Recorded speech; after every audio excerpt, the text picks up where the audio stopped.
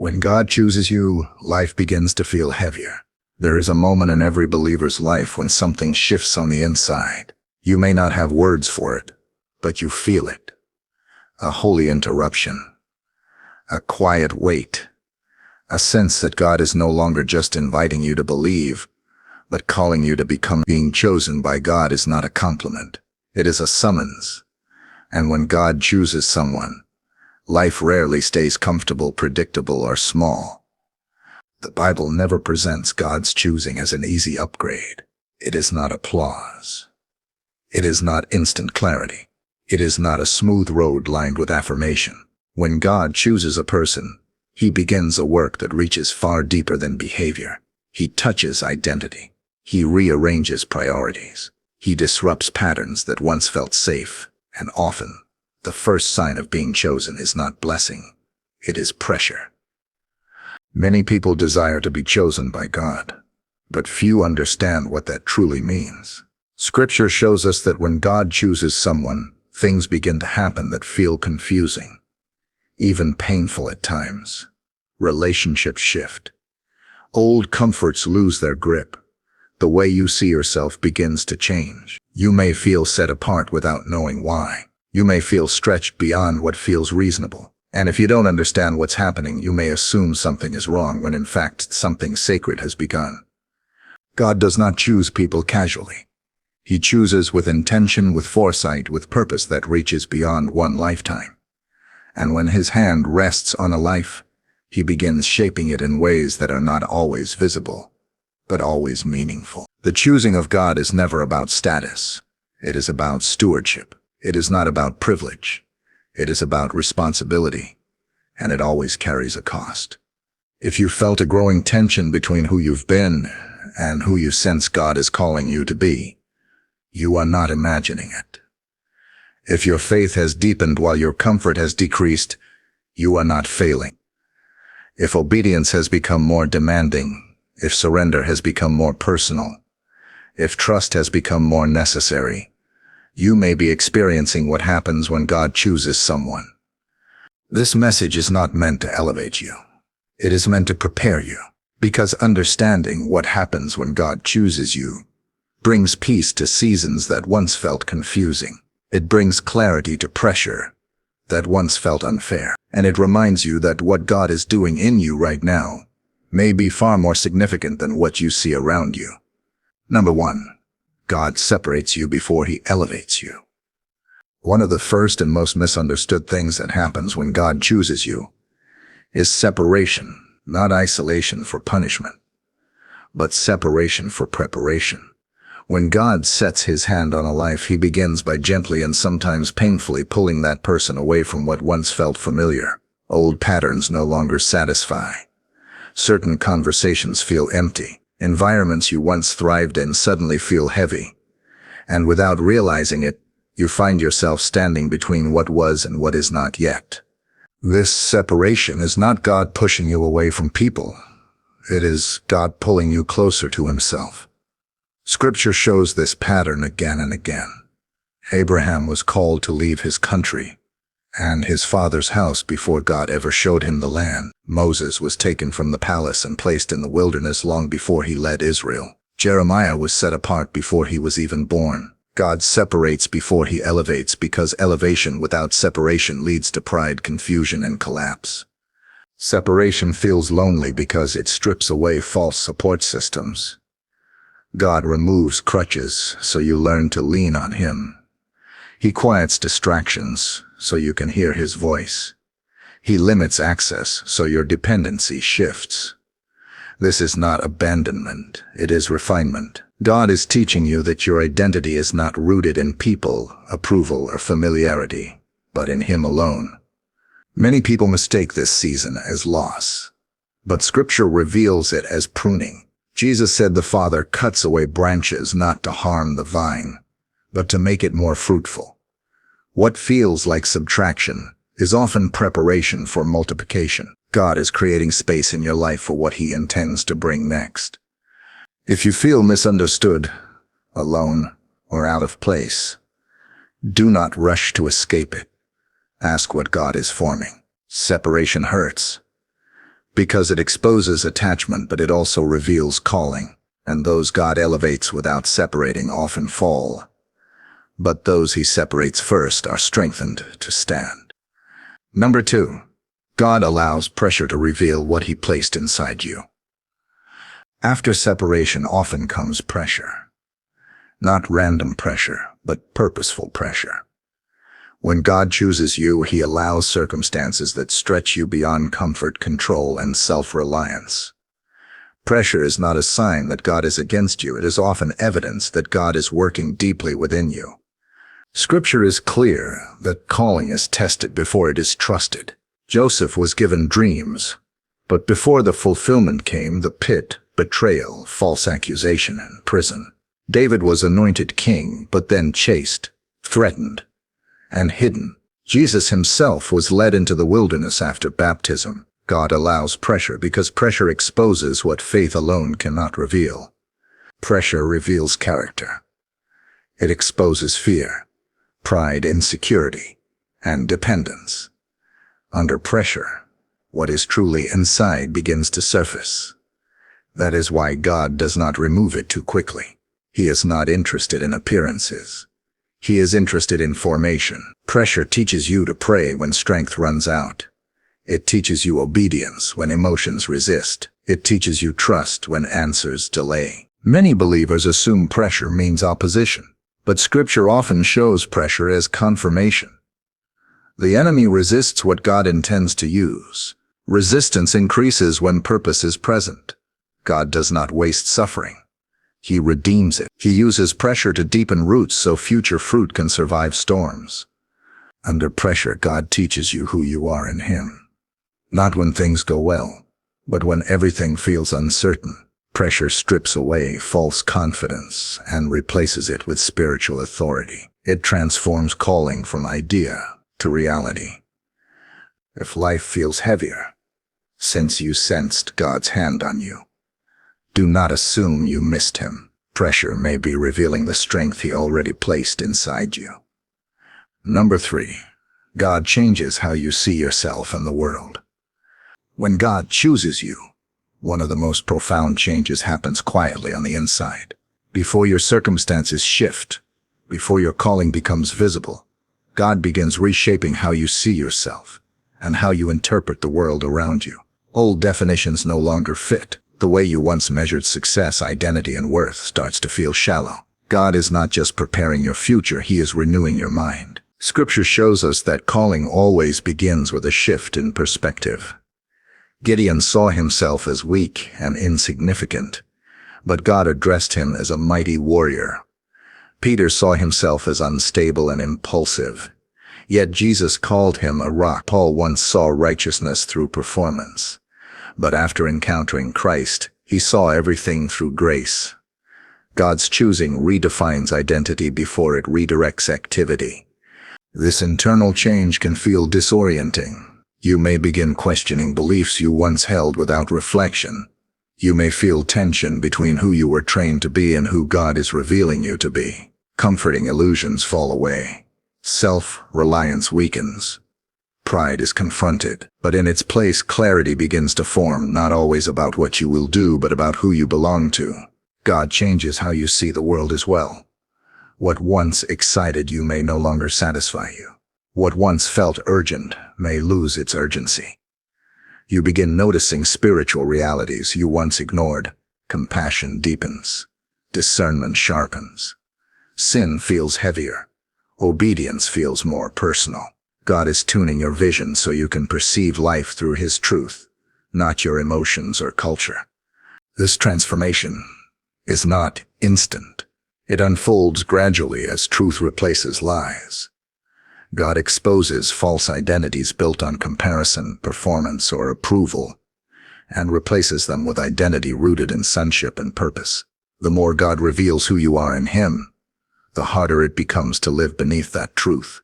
If you feel like you don't quite fit where you used to, if your inner world feels altered, do not resist it. God is not confusing you. He is clarifying you. When He chooses someone, He gives them new eyes. And with those eyes comes responsibility. discernment, and deeper alignment with His will. Number 4. God trains you in hidden places before public purpose. One of the most difficult realities of being chosen by God is that the training often happens where no one sees. Long before God entrusts public influence, He develops private faithfulness. The Bible is clear. God values what happens in secret more than what happens on display. Hidden seasons are not delays, they are classrooms. David learned leadership while guarding sheep, not while wearing a crown. Joseph learned integrity while serving in prison, not while standing in authority. Moses learned humility while tending sheep, not while confronting Pharaoh. Even Jesus spent 30 years in obscurity before 3 years of public ministry. God is never in a hurry to reveal what He has not yet refined. Hidden seasons test motives. They reveal whether obedience is rooted in love or recognition. When no one is watching, excuses lose their power. Faithfulness becomes real. God watches how you steward time, respond to correction, handle disappointment, and serve without applause. These moments shape capacity far more than visible success ever could. This season can feel frustrating. You may feel forgotten, stagnant, or overlooked. You may wonder why God hasn't opened doors that seem obvious. But Scripture shows that God withholds public purpose until private character can sustain it. What looks like an activity is often intense preparation. Hidden training builds endurance. It deepens intimacy with God. It removes dependency on validation. God teaches you to obey because He is worthy, not because it is rewarding. This kind of obedience cannot be faked, and it cannot be rushed.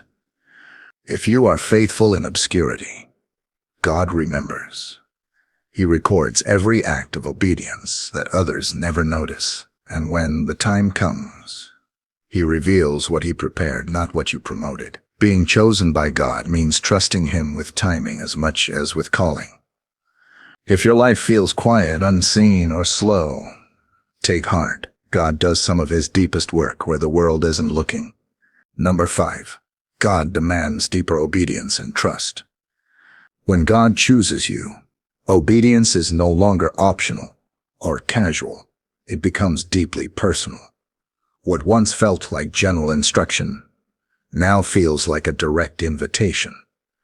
God begins to ask for things that stretch you, not because He wants to burden you, but because He wants to deepen your trust.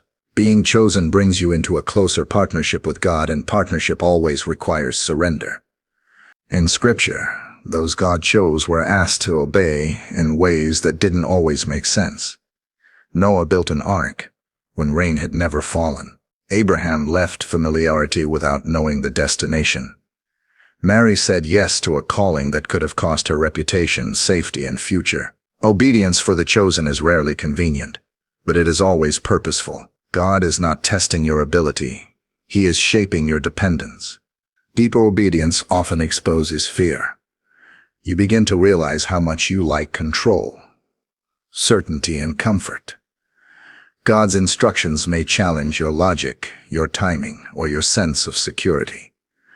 And in those moments, obedience becomes an act of trust. You obey not because you understand everything, but because you trust the one who speaks. This kind of obedience refines the heart. It reveals idols you didn't know you had. It confronts hesitation. It forces you to choose between faith and familiarity. God does not demand obedience to restrict you. He demands it to free you from lesser attachments.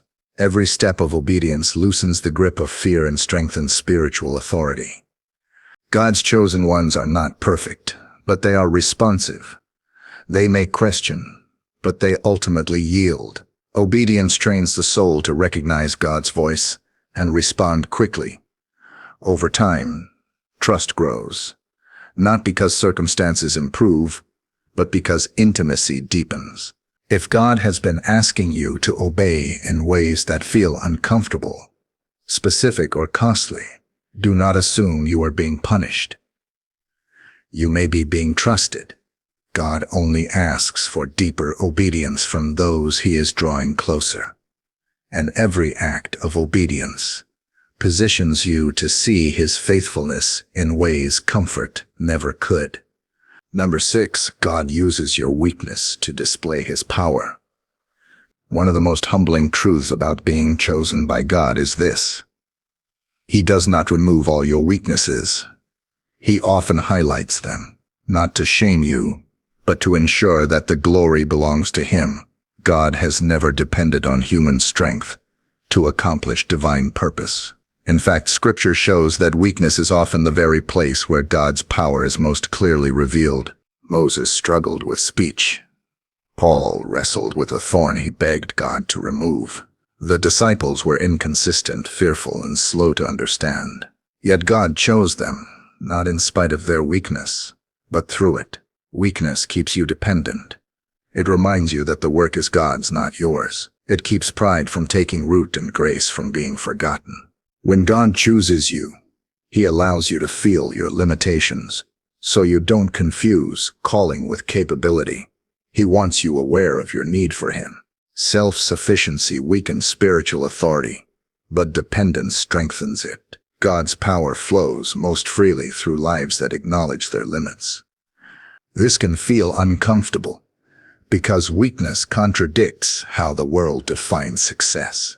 You may wish you were more confident, more gifted, more composed, but God sees weakness as an opening, not an obstacle. It creates space for his strength to be visible. When God works through your weakness, no one mistakes the source of the outcome.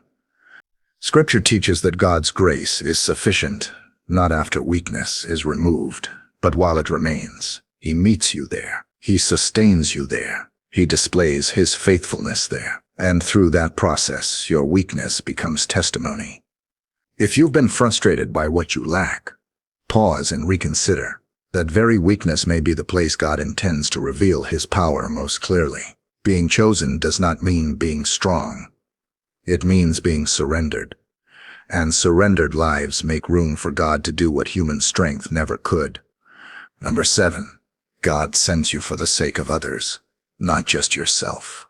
One of the clearest signs that God has chosen you is that your life begins to matter beyond you. Calling is never self-contained. When God chooses someone, he does not simply bless them for personal fulfillment. He entrusts them with responsibility for others. Scripture shows us that God's choosing always carries an outward direction. He forms you inwardly so he can send you outwardly. Esther was chosen not for comfort, but for courage, to stand in the gap for a people who could not save themselves. Isaiah was cleansed and then sent. The disciples were transformed and then commissioned. God's choosing is never an endpoint. It is a starting line. It awakens compassion, responsibility, and holy urgency. You begin to feel the weight of lives beyond your own. This can feel overwhelming. You may feel inadequate, unqualified, or unsure of how God could use you to impact anyone else. But God does not wait for confidence.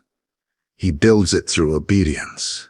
He sends people while they are still learning because dependence keeps the mission anchored in him. When God sends you, he supplies what you lack along the way. Being sent does not always look dramatic. Sometimes it looks like loving consistently, speaking truth gently, praying faithfully, showing up when it would be easier to withdraw. God's sending is often quiet, but deeply powerful. Lives are shaped not only by sermons, but by presence, integrity, and compassion, lived out over time. When God looks at you, he sees potential influence, not in numbers, but in faithfulness. He sees how your obedience can become someone else's breakthrough.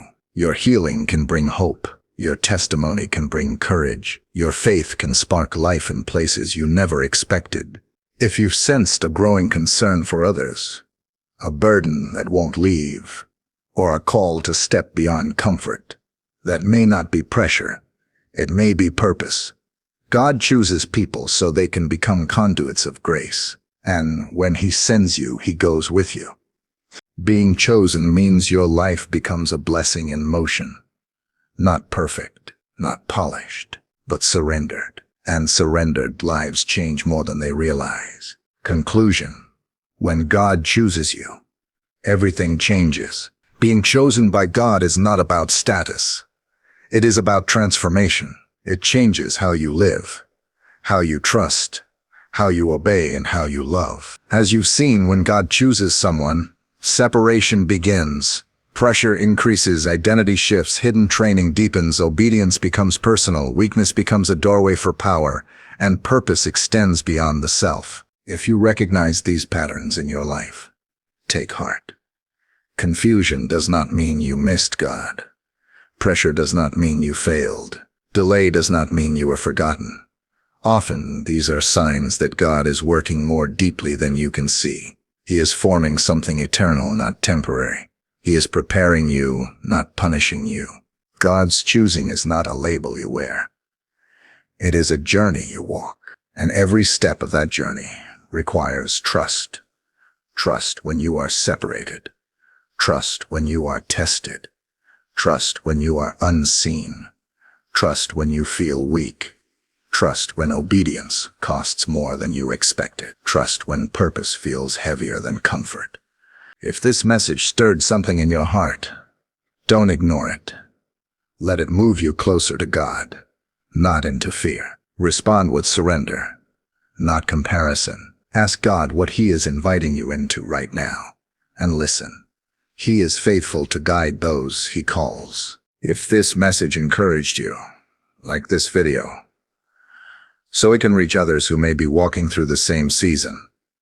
Leave a comment sharing which part resonated most with you, or where you feel God is working in your life right now. And if you want more messages like this, rooted in Scripture and spoken to the heart, subscribe to the channel and stay connected. God does not choose lightly, and if He has chosen you, it means He intends to finish what He started. Trust the process, walk forward in faith, and remember, what God begins, He completes.